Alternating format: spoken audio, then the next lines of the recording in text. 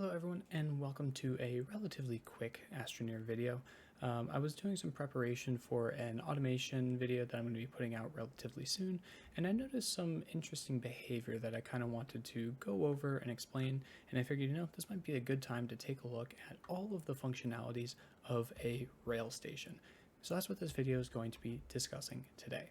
So starting with the control panel, this allows the player to determine if a train should stop. So for example, there is stop disabled, there is stopped uncalled cars, and stops all cars, as well as a loading mode. So you can disable loading, you can load stopped cars, and you can unload stopped cars. Unfortunately, these are custom. You are not able to actually trigger these unless you are at this control panel physically to change it. So they're pretty straightforward. They basically do exactly what they say. There's not a lot of details to them, so it's pretty easy to use these. I'm just going to leave them at the base settings because it doesn't matter for this demonstration. And last but not least, this green button right down here, this is what is used to call the cars. So if we were to press that, we see the car comes right onto the station. Now the other way to call cars is to place a cable pin pretty much anywhere on top of the station.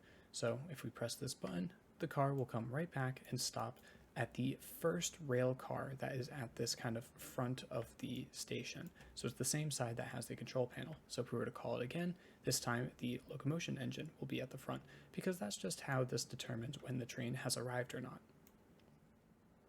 Now, outside of those main functionalities that I talked about, we also have these cable pin segments that are on the front and the back of the station. So the top cable pin is one that can be slotted, so you can have a button that goes to the cable pin and slots into it, as well as a cable pin segment that comes off of it and triggers based on certain events. Now, unfortunately, there is really particular behavior around these. For example, if we call the train from, say, the right side, when it stops, we can send it back using the right button, so we can send it off in that direction. And if we were to call it again, we can send it off in the other direction. Easy peasy. That's exactly as we would expect it to work. However, calling it back from this side, because we stop on the rail car, we can send it back in that direction perfectly fine. But when we call the rail car back, pressing the right button, which would expect to move it to the right, actually moves it to the left. So this is some unexpected behavior that I noticed, and there is another instance of behavior that was a little bit weird, because when these trigger, this is when the train approaches the platform. So incrementing it ever so slowly, you'll see that once it approaches and crosses this threshold, this cable pin will trigger. However, if you pay attention, you'll notice that not only that one triggers, but this one as well. So for either side, for crossing this threshold or crossing this threshold, both of the cable pins end up triggering, and you see it again right there. I personally don't think that that is intended behavior. I would have expected things to be sent in one direction, and when it comes back, it'll trigger only that side. But evidently that's not the case. We also have some interesting behavior when the train comes from this side and we try to send it to the right, it goes back in the direction it came from.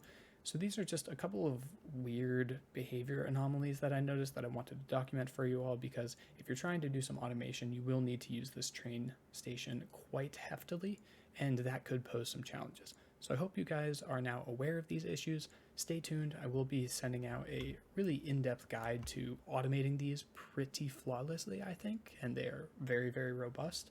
And I have two different strategies for it. So as I said, stay tuned for that video.